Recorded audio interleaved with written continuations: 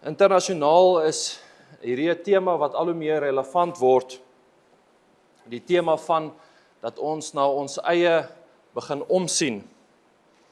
Die duidelikste voorbeeld wat ons hiervan kan sien is in 2016 met die Brexit.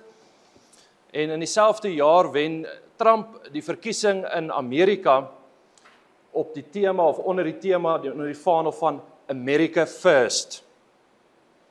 Maar beide die Bush en die Obama administrasies het ook al begin om hierdie geluide te maak. Hulle het beide met miljoene rande se stimuluspakkette belê in Buy America.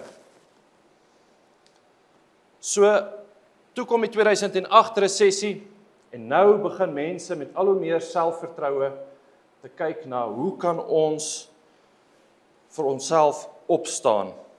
En die COVID-pandemie het natuurlik hierdie gedagte van deglobalisering en hierdie gedagte dat ons na ons eie moet omsien net aangemoedig. Een van die kernbeloftes wat president Trump gemaak het tydens sy tweede termyn veldtog was die massadeportasie van onwettige immigrante en dit het vir hom groot gewildheid bewerkstellig. Want reg oor die wêreld en in die VSA ook ervaar mense die druk van die ekonomie en hierdie druk word geaksentueer deur 'n liberale en 'n linkse druk om die grense net oop te maak. En toestroming van onwettige immigrante hou nie net uitdagings vir kultuur en infrastruktuur en veiligheid voor nie, dit hou ook ekonomiese uitdagings vir ons in. So, gegeewe hierdie internasionale belangstelling, hierdie nuwe klimaat wat daar geskep word, is dit vir ons heeltemal geldig, maar ook noodsaaklik om binne die Suid-Afrikaanse konteks en dan besonder binne die Afrikaner en binne in Orania se konteks weer te kyk en te besin oor die saak van volkseie arbeid.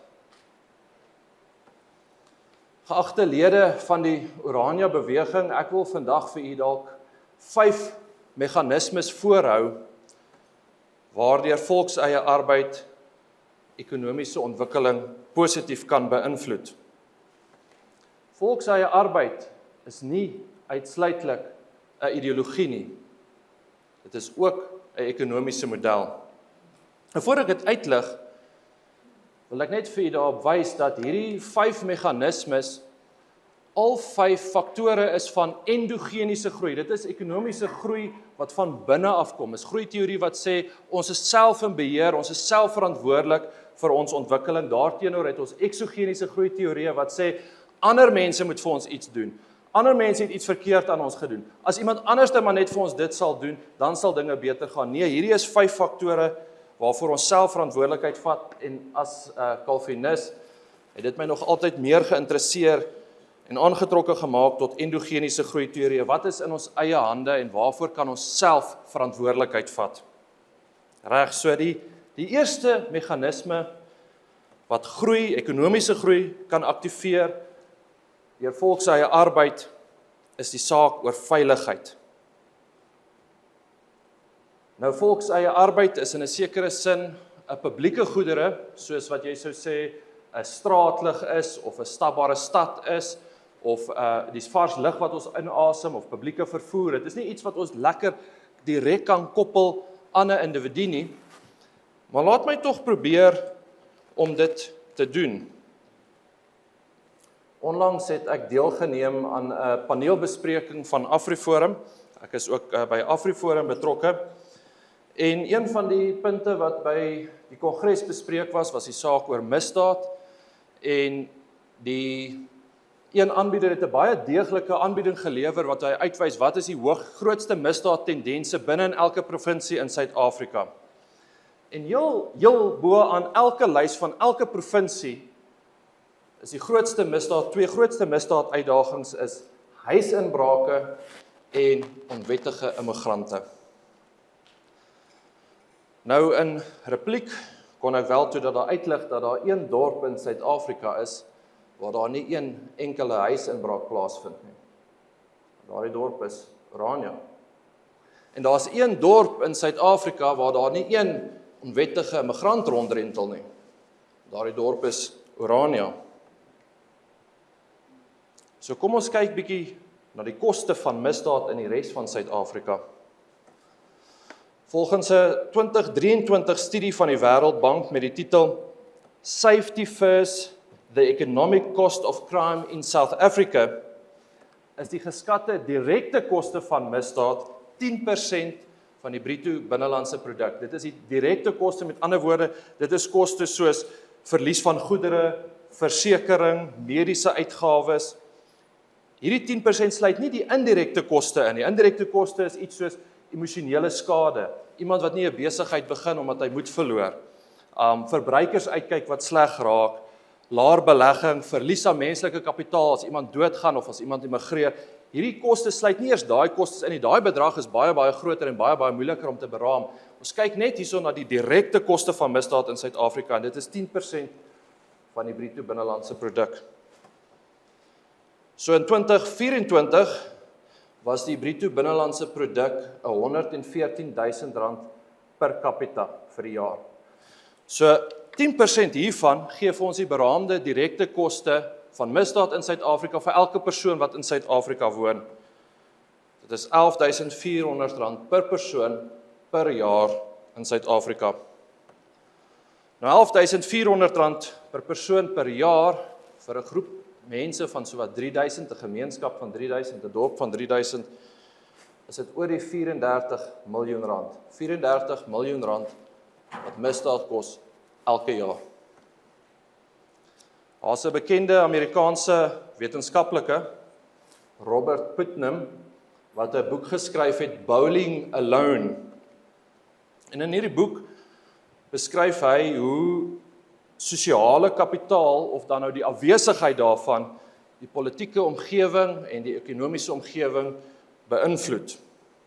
Nou sosiale kapitaal, sê hy, dit is die samevloei van netwerke en norme en vertroue wat dit moontlik maak dat daar samewerking kan wees. Die afwesigheid van sosiale kapitaal lei dan tot swakker ekonomie, swakker demokrasie en 'n laer ekonomiese ontwikkeling. Ter illustrasie oor sosiale kapitaal.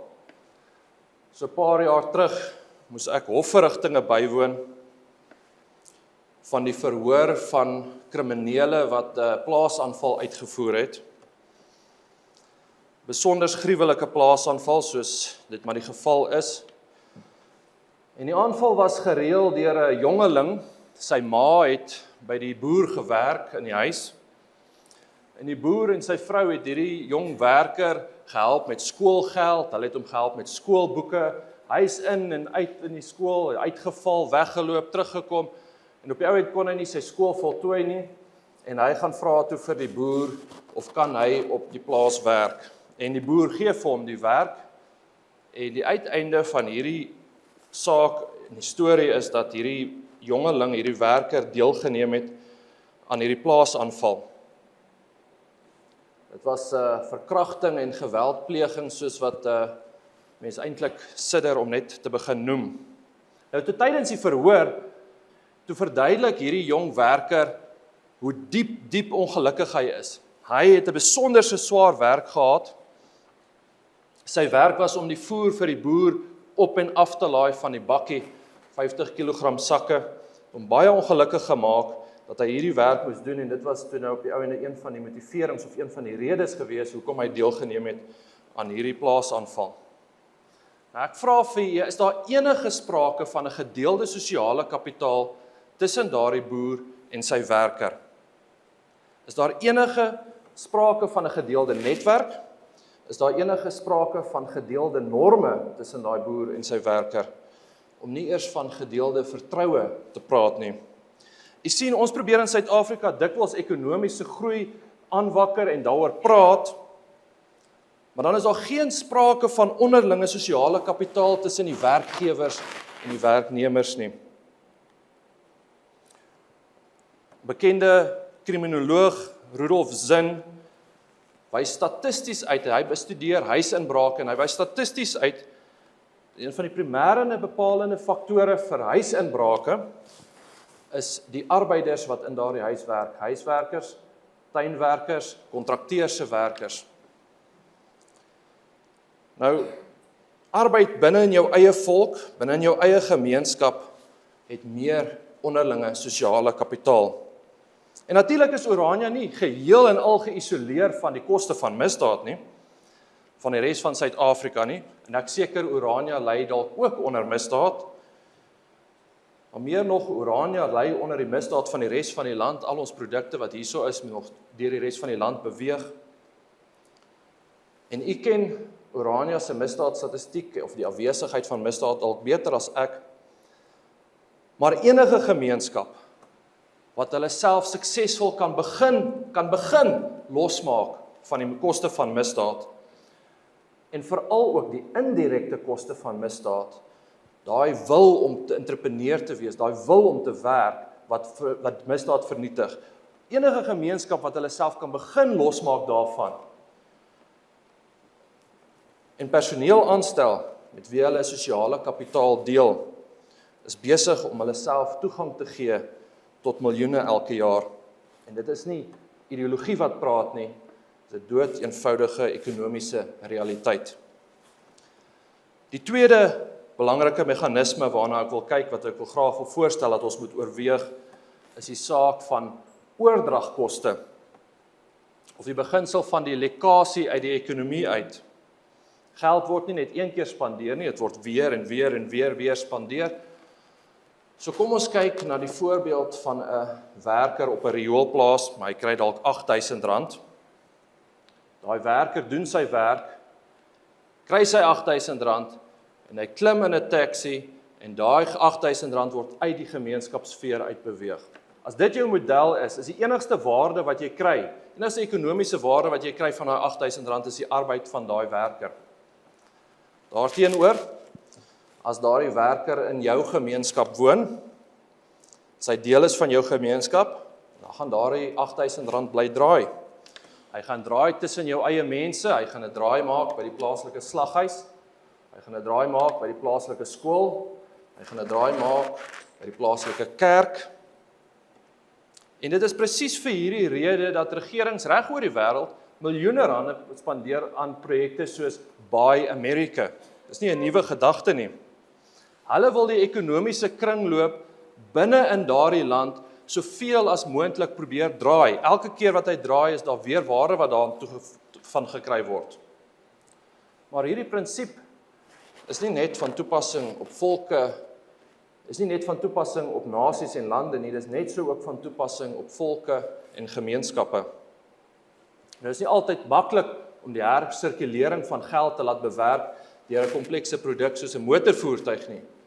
Maar dit is baie maklik om jou werksinrigting so te stel dat jy vir jou eie mense werk gee. Dit is baie maklik om jou arbeidspraktyke so te rig dat jy mense van jou eie volk aanstel. En asseblief, moenie dink dat ek nou hierso vir u 'n radikale gedagte gee wat gaan geen ander mense aan dink nie. Die ANC is besig met presies dieselfde ding. Wat dink jy is die doelwit van BEE wetgewing en BEE beleid? Hulle wil die vloei van rykdom, die flow of wealth, waar hulle herkanaliseer, dat dit nie in een groep mense beweeg nie, maar dat dit herkanaliseer word na 'n ander groep mense toe. 'n Ander groep mense wat vir hulle stem, en meer nog, hulle wil dit herkanaliseer na hulle eie sakke toe. En arbeid is die meganisme wat hulle daarvoor gebruik. So eie arbeid gee vir ons toegang tot die volle potensiaal van die plaaslike ekonomiese vermenigvuldiger. Wat my by my derde punt bring, waardeur eie arbeid ekonomiese groei kan beïnvloed. En ek wil byvoorbeeld verskoning vra aan Paul Vogel. Hy gaan eintlik juis oor hierdie onderwerp praat, is die saak van opleiding. Ek gaan dit aan hom laat om dit uit te lig. Hy is definitief in 'n beter posisie om hieroor te praat. Maar ek wil vir hierdie kernpunt aan u oordra dat eie arbeid aktiveer die opleidingsprojekte. Dit versnel die opleidingsprojekte en die ekonomiese groei wat dan daaruit volg. Kom ons kyk na 'n voorbeeld. Baie van julle is dalk nie van Orania nie, so ek spesifiek met u wat ek nou wil vra Hoeveel mediese dokters kan u opnoem wat Afrikaanse name het? Ek is seker tussen Pretoriaaners kan ons 50 of 100 mediese dokters opnoem met Afrikaanse name. Maar dan as ek nou vir u vra daarso in Pretoria, hoeveel messelaars met Afrikaanse name kan jy opnoem? Dan gaan ons nie een enkele naam kan bymekaar kry onder ons nie.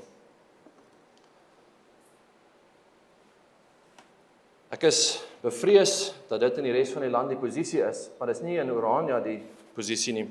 Hier in Orania gaan elkeen van die Orania inwoners vir u die Afrikaanse naam van 'n messelaar kan noem. Nou hoekom is dit belangrik? Hoekom maak dit saak? Wel, vir die eenvoudige rede dat hoë vlakvaardighede 'n ondersteunende netwerk nodig het, 'n ekosisteem nodig het. Die mediese dokter kort iemand wat sy kantoor kan skoonmaak. Die mediese dokter kort iemand wat sy instrumente kan was. Die mediese dokter kort iemand wat sy pasiënte kan versorg. Hy kort administratiewe personeel, hy kort finansiële personeel. Hy kort 'n fisiese gebou waarin hy sy werk kan doen. En dieselfde geld vir die ingenieur. Wie grawe die slote vir die wateraanleg? Wie sediteer op die paaie en wie lê die stene?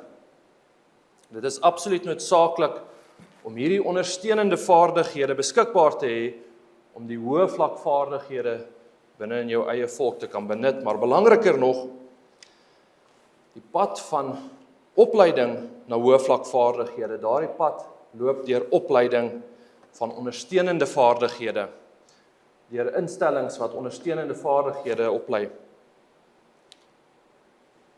In ekonomie noem ons dit the complementarity of skills.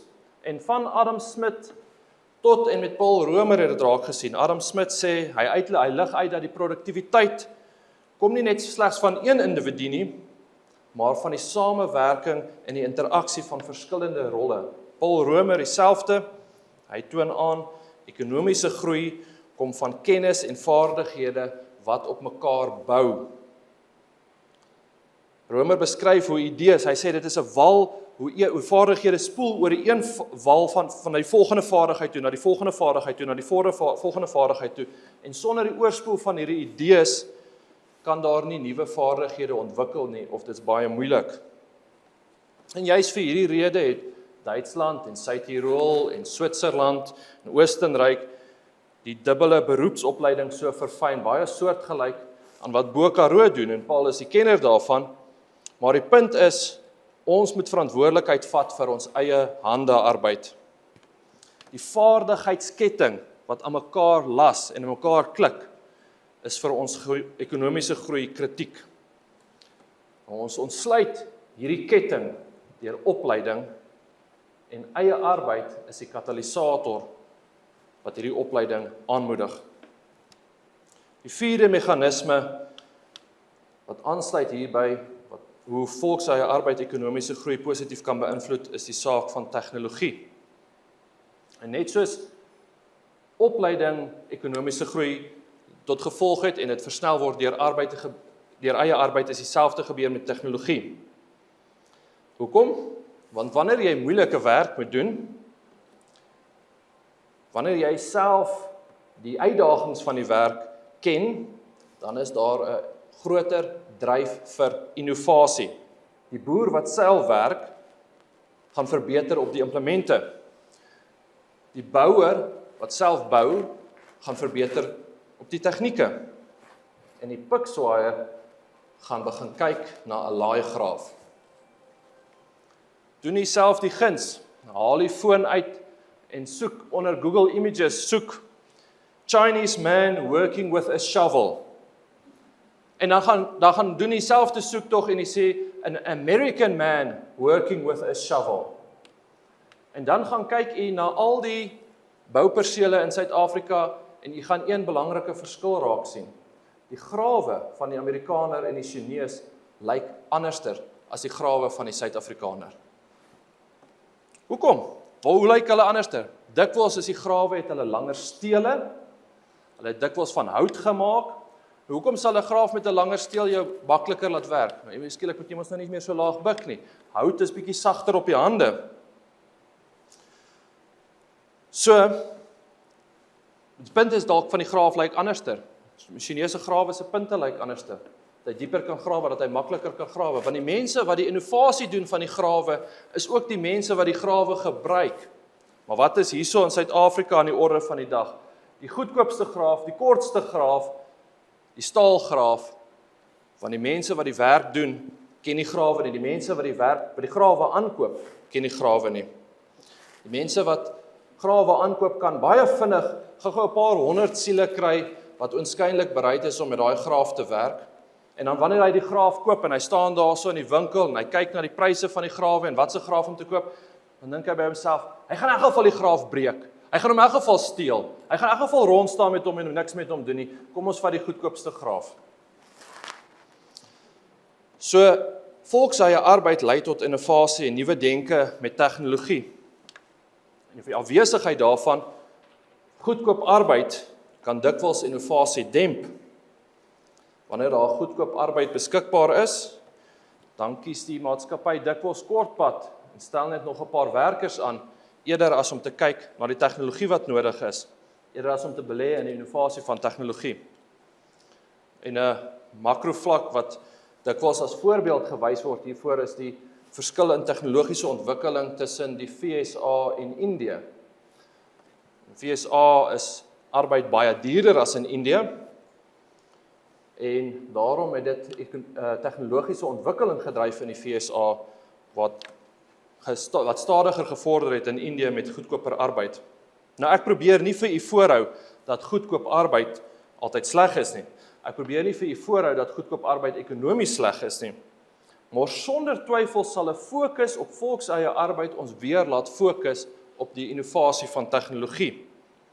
Wanneer jy arbeid hoog ag, gaan jy die tegnologie wat die arbeiders gebruik begin te ag. En wanneer jou arbeid 'n klein bietjie meer waardevol is, dan gaan jy meer aandag skep aan die innovasie van die tegnologie. Die 5de laaste meganisme sluit ook hierby aan, en dit is seker die heel moontlik die belangrikste meganisme. En dit is oor die saak van kultuur van werk wat volkseie arbeid skep. En daar is al baie geskryf oor hoe sleg dit vir slawe is, en hulle kultuur, en hulle gemeenskappe, en hulle geslagte is wanneer hulle slawe is. Baie daaroor geskryf. En dat die skade van slawerny oor geslagte kan oorgedra word, geagte lede van die Oranje beweging. Ek wil vandag vir u voorhou dat baaskap vir jou sleg kan wees, dat dit ekonomies vir jou sleg kan wees, dat dit ekonomies oor geslagte vir jou sleg kan wees. In 1831 reis die bekende sosioloog Alexis de Tocqueville van Frankryk na Amerika. Hy het die baie bekende boek geskryf, Democracy in America. Hy bevind homself op 'n stoomboot op die Ohio rivier. Aan die een kant van die rivier is die staat van Ohio, en aan die ander kant is die staat van Kentucky. Beide op die walle van presies dieselfde rivier, beide met presies dieselfde klimaat, presies dieselfde grond, presies dieselfde mense. Maar aan die linkerkant in Kentucky is slawerny aanvaarbaar. Aan die regterkant in Ohio is slawerny verbied. Nou dit ook wel beskryf hoe duidelik jy die verskil kan sien tussen hierdie twee state, hoe duidelik die ekonomiese verskil tussen hierdie twee state waarneembaar was. In Kentucky sien jy bitter min nywerheid, baie min aktiwiteite, baie min ekonomiese aktiwiteite. Mense is lui, hulle hang rond. Hier en daar sien jy 'n klompie slawe op 'n katoenland ronddrentel, amper soos wat jy sou sien by 'n pad wat reggemaak word in Suid-Afrika. Maar aan die ander kant in Ohio is die nywerheid borrelend. Landbou floreer. Hy skryf dat jy sommer die verskil tussen die ekonomiese aktiwiteite van hierdie twee state kan hoor as jy daarso op die boot is. Hy sê in Kentucky hoor jy net voeltjies chirp stil. Maar in Ohio is daar hierdie voortdurende gedreun van die ekonomiese industriële aktiwiteite. En tog tot vandag toe is Ohio 3 keer meer ekonomies suksesvol as Kentucky. Nou de Tocqueville skryf hierdie verskil van ekonomiese aktiwiteite, skryf hy toe wat hy waargeneem het aan die wyse van hoe mense hierdie mense in hierdie staat die woord arbeid beskou, die gedagte van arbeid beskou. Hy sê, die mense van Kentucky verwar die woord arbeid met slawerny. Wanneer hulle aan arbeid dink, wanneer hulle aan iets dink wat gedoen moet word, dan dink hulle aan die slaaf. Hulle sien geen verskil tussen werk en slawe nie. Hulle kan nie aan werk dink sonder om aan slawe te dink nie. Daarteenoor assosieer die inwoners van Ohio werk met voorspoed en verbetering. Aan hierdie kant word die gedagte van werk gedegenereer. Dit skep 'n kultuur van degenerasie van werk en aan die ander kant word werk geag. In Kentucky wil wit mense nie werk nie, want dit sal hulle assosieer met die negerslawe. Maar in Ohio is wit en swart besig om te werk. Alle aandag in Ohio word geskep om werk meer produktief en effektief te maak, want werk bring voorspoed. Dit is sleg vir baase as hulle nie self uit hulle gemeenskap die werk doen nie. Dit is sleg vir die Afrikaner om met die arm by die bakkie uit te boer. Werk wat deur mense self gedoen word anders te beskou, skep 'n ander kultuur en hierdie alternatiewe besinning oor kultuur bring ekonomiese voorspoed. Ek dank u vir die geduld en sluit af. Ten minste 5 meganismes van groei kan potensieel ekonomiese ontwikkeling stimuleer wanneer dit deur volkseie arbeid gedoen word. Veiligheid, die afwesigheid van lekasie of oordragkoste, opleiding, tegnologie en 'n unieke kultuur van werk. Volkseie arbeid gee vir ons veiligheid. Dit gee vir ons 'n veilige hawe, 'n habitat waar ons kan floreer. Die feit dat kinders in die straat kan loop na 'n dorpswembad toe, behoort vir enige belegger 'n sein te stuur dat Orania 'n gunstige en 'n veilige omgewing skep. Sonder eie arbeid sou daardie kinders nie in die straat geloop en speel het nie. Volkseie arbeid gee vir ons die hersirkulering van geld, die plaaslike ekonomiese vermenigvuldiger effek. En die Orania se geldeenheid en Orania se beleid oor volkseie arbeid wys duidelik dat Orania reeds die plaaslike ekonomiese vermenigvuldiger verstaan. Ons het dit ook gehoor by die vergadering vanoggend. Volkseie arbeid gee vir ons 'n hernuide fokus op opleiding. Ons bou ons eie ondersteunende ekosisteme. Orania verstaan reeds hierdie vaardigheidsketting. Die beste voorbeeld is Bo Karoo. Messelaars gee vir ons die ekosisteem van ingenieurs, tuisversorger en verpleegsters gee vir ons die ekosisteem van mediese dokters. Vierdens, volkseie arbeid laat ons toespits om tegnologie innoverend te gebruik. Wanneer jy self die graaf vashou, dan word sy steel langer. Laastens, volkseie arbeid gee vir ons 'n kultuur van werk.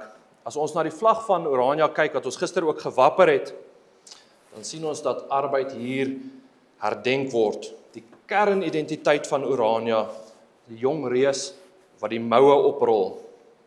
Ja, die vlag van Orania hang reeds in my studeerkamer. Want elke dag, as ek by my kantoor wil instap, dan wil ek daaraan herinner word om my moue op te rol. Ek wil herinner word daaraan om te werk. Ek wil herinner word daaraan om werk en werkers met agting te beskou. Om werk te sien as die kernsleutel van ekonomiese vooruitgang binne Afrikaners. U hoor dalk gereeld, ja, maar Afrikaners wil nie werk nie. Nou behalwe dat dit 'n uiters degenererende rassistiese opmerking is, 'n bewys van institusionele rasisme teenoor Afrikaners, maar meer nog 'n bewys is van selfhaat, is so 'n opmerking doodeenvoudig vals. In my posisie by AfriForum is ek verantwoordelik daarvoor om buurtspanlede aan te stel. Nou, buurtspanlede is die werkers wat AfriForum gebruik om die munisipale werk te verrig wat die staat nie doen nie. Hierdie werkers kry minimumloon, jy kan hulle pikswaaier noem, hulle maak slaggate reg, verf padstrepe, maak asblikke leeg, sny gras. Dis dood eenvoudige handearbeiders. Nou, ons het so wat 100 van hierdie werkers oor die land. Laas jaar adverteer ek 1 pos vir hierdie werk. En die posbeskrywing is heeltemal duidelik oor wat hierdie werk behels. Is duidelik oor wat die inhoud van die werk is duidelik oor die vergoeding van die werk is. Dis duidelik vir wie dit bedoel is. Daar word geadverteer en gesê werkstaal is Afrikaans. In Maart adverteer ek so pos en ek kry 45 aansoeke. Ek is in die Moot in Pretoria, 45 seuns in die Moot soek so werk. September adverteer ek weer so pos. Ek kry 65 aansoeke. Januarie adverteer ons 4 poste. Ek kry 115 aansoeke. Laas week het ek weer 4 poste adverteer en ek het klaar nou in my e-posse 130 aansoeke gekry vir daardie pos. 130 aansoeke deur Afrikaners vir minimumloon handearbeid. Meeste van daai aansoekers is onder 30 jaar oud. Afrikaners wil werk. Ek sien dit by my werk in AfriForum, maar ek sien dit ook hierso in Orania. Arbeid skep voorspoed. In Flip Buys se woorde kan ons maar net sê, ons mag maar aan ons eie kant wees, sonder twyfel. Ja, ek hou vir u voor, gemeenskappe wat hulle eie arbeid besit hulle eie toekoms. Ek dank u.